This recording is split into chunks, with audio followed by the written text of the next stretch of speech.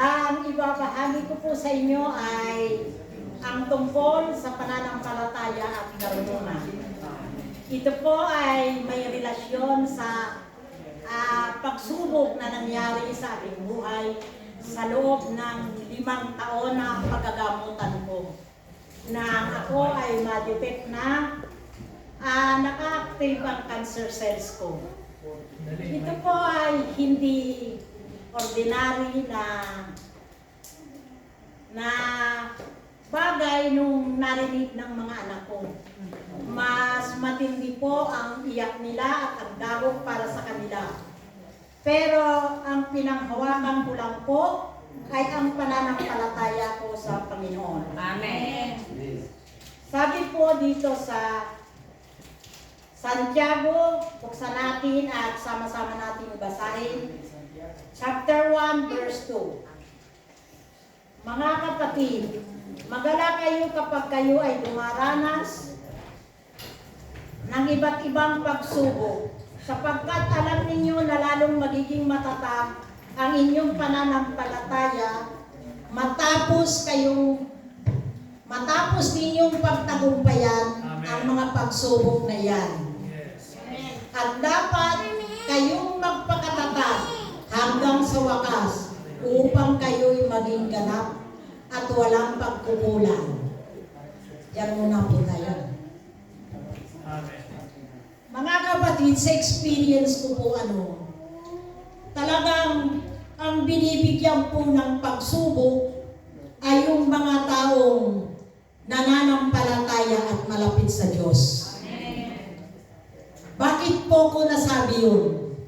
Kung babalikan po natin, mga kapatid, ang mga tao na nabasa natin sa Biblia, tulad ni Job, tulad ni David, talaga pong sila ay matindi ang pagsubok na ginawa ng Diyos sa kanila.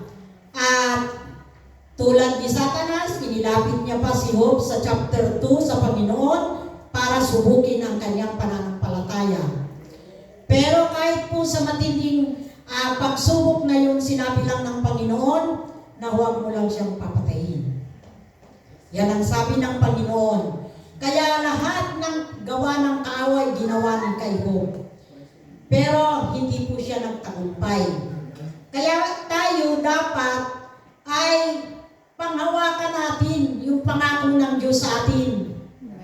Na ako po talaga, nang ma-diagnose akong ganun, pinanghawakan ko na yung I am healed by stripe of Jesus. Amen. Hindi ko po binitawan yan. Tapos yung mga iba-ibang nababasa ko, talagang yan lang po ang pinanghahawakan ko. At hindi ko po akalain talaga na sa loob ng 5 years, meron po akong isang gamot na 100 euro ang isang box.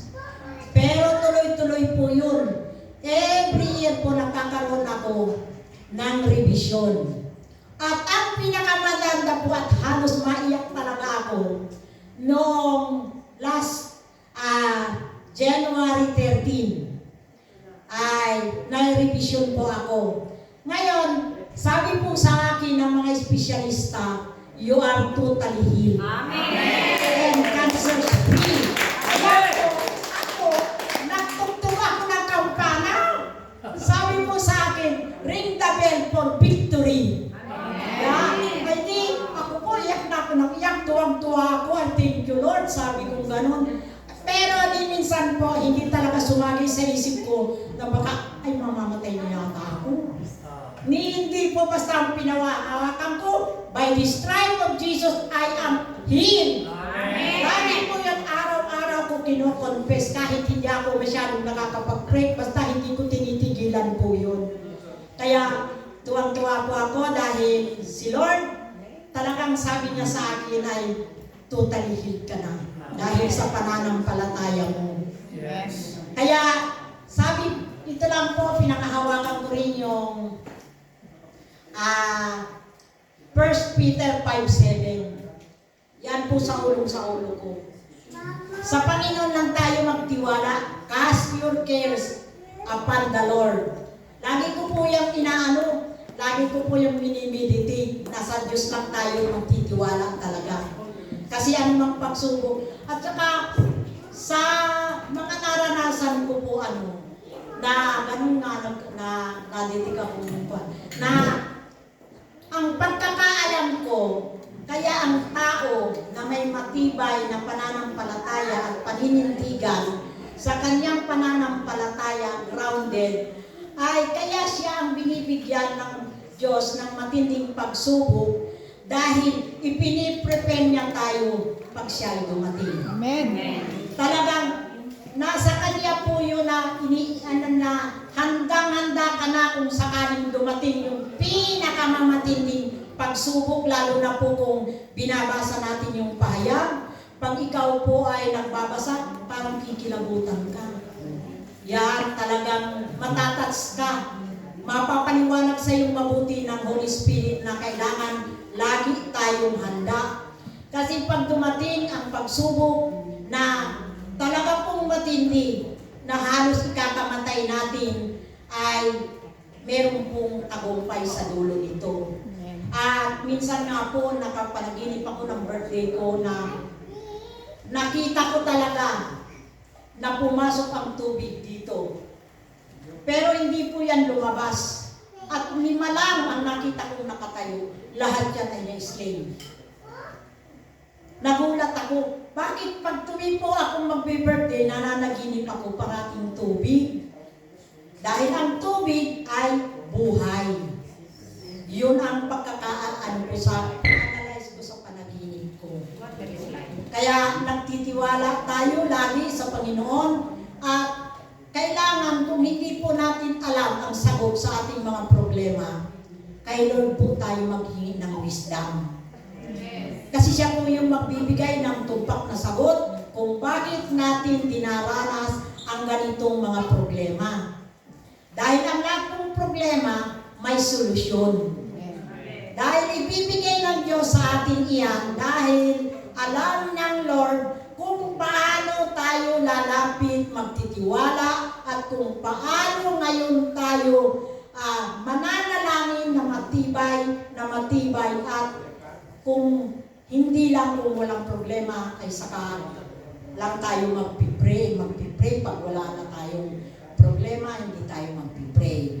Kaya yan po ang aking mga natutuhan sa Panginoon lang tayo dapat talaga magtiwala.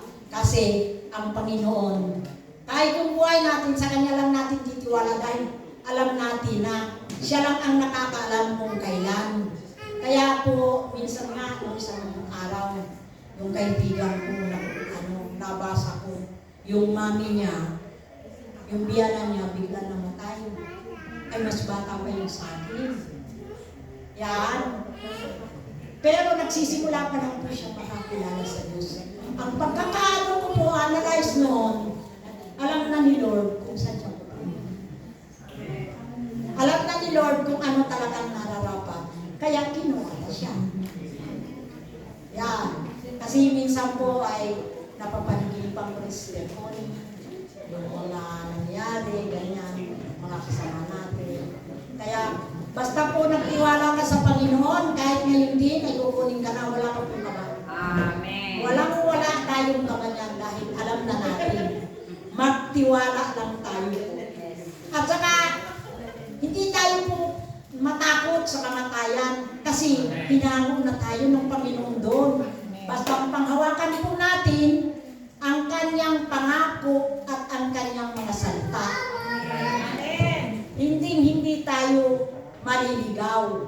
Kasi alam natin na sa ngayon na nandito tayo, mas marami pang mga pagsubok ang darating sa atin bilang isang Kristiyano. Hindi po kung Kristiyano na tayo walang pagsubok, wala pong accepted yan.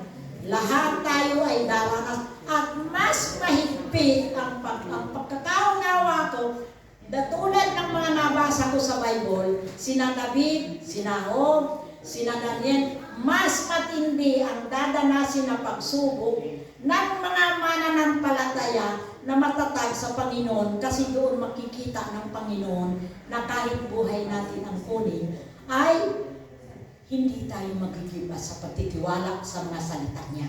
Amen. Yan lang po ang binagi ko sa inyo, kaya masayang-masaya ako dahil yun, victory ang sabi ng mga doktor ko. Amen.